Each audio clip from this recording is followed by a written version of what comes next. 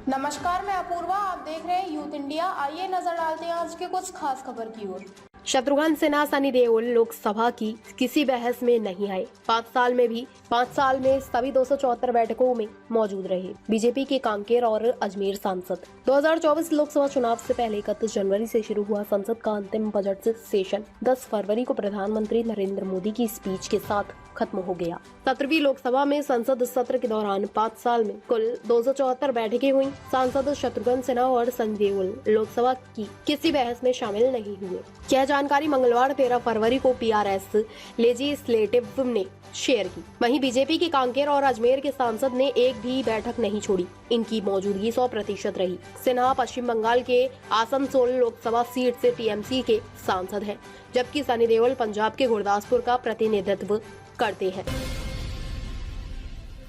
रामलला दर्शन योजना की दूसरी ट्रेन रवाना। सीएम साय ने रायपुर स्टेशन में दिखाई हरी झंडी। अयोध्या धाम जा रहे राम भक्त। छत्तीसगढ़ के राम भक्तों के लिए श्री रामलला दर्शन योजना के तहत दूसरी ट्रेन रवाना हो गई है। रायपुर के प्लेटफॉर्म नंबर 7 से मुख्यमंत्री विष्णुदेव साय ने हरी झंडी दिखाकर ट्रेन को रवाना किया।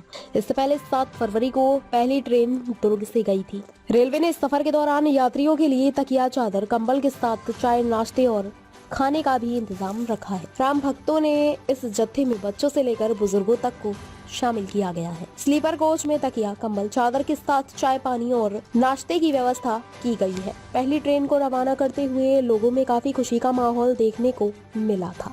पूरा रेलवे स्टेशन जय श्री राम के जयकारों से गूंज उठा था। यहाँ सिर्फ भक्त ही नहीं, पूरा रेलवे स्टाफ काफी उत्साहित नजर आया।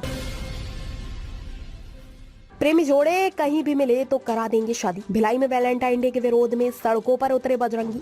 मंगलसूत्र खरीदा, पंडित भी लेकर जाएंगे। दुर्ग जिले में छत्तीसगढ़ बजरंग दल ने वैलेंटाइन डे पर चेतावनी दी है कि अगर प्रेमी जोड़े कहीं भी मिलेंगे तो पकड़कर उनकी शादी करा देंगे। मंगलसूत्र भी खरीद लिए गए हैं। एक पंडित भी साथ लेकर जाएंगे। बजरंग दल ने कहा है कि परिजन अपने बच्चों पर निगरानी रखे। इस बयान के बाद पुलिस महकमा भी अलर्ट हो गया है। आज 14 फरवरी यानी वैलेंटाइन डे। इस दिन को युवक युवती एक दूसरे के साथ आपसी प्रेम के रूप में मनाते हैं, जबकि बजरंग दल इसका विरोध कर रहा है। उनका मानना है कि यह भारतीय संस्कृति के खिलाफ है। इससे उनकी संस्कृति बदनाम हो रही है। लड़के लड़की गलत दिशा में जाते हैं, इसलिए ऐसे किसी भी त्योहार या पर्व का समर्थन न कर उसका विरोध करते हैं। छत्तीसगढ़ बजरंग दल के विभाग संयोजक रवि निगम का कहना है कि अगर बजरंग दल वैलेंटाइन डे का विरोध करेगा, विदेशी संस्कृति के विरोध में पहले रैली निकाली जाएगी। एलन मस्क बोले, पुतिन अब यूक्रेन जंग नहीं रोक सकते। कहा ऐसा करने पर उनकी हत्या हो जाएगी। जंग के पीछे दूसरी ताकतों का हाथ। टेस्ला के सीईओ एलन मस्क ने social media site x Twitter पर एक चर्चा में कहा, रूस राष्ट्रपति व्लादिमीर पुतिन चाह कर भी यूक्रेन जंग हार नहीं सकते। वो इसे खत्म भी नहीं कर सकते। एलन मस्क के मुताबिक अगर पुतिन ने अब ऐसा कुछ भी करने की कोशिश की तो उनकी हत्या कर दी जाएगी। रिपब्लिकन सांसदों से बात करते हुए मस्क ने कहा, जिन लोगों को भी लगता है कि वो रूस में सत्ता बदल सकते हैं, वो गलत है। मैं उन्हें चेतावनी देना चाहता हूँ कि पुतिन के बाद रूस का जो अगला लीडर होगा वो और कट्टर हो सकता है। जो रूस में सरकार बदलना चाहते हैं, उन्हें सोचना चाहिए कि पुतिन की जगह कौन लेगा और क्या वो असल में शांति के पक्ष में होगा। इसकी संभावना बेहद कम है। मस्क ने कहा, जंग की वजह से दोनों पक्ष के लोग जान गंवा रहे हैं। कर्नाटक सरकार ने पुराने कर्ज की वसूली नहीं की। सीएजी रिपोर्ट में 10,000 करोड़ रुपए की बात।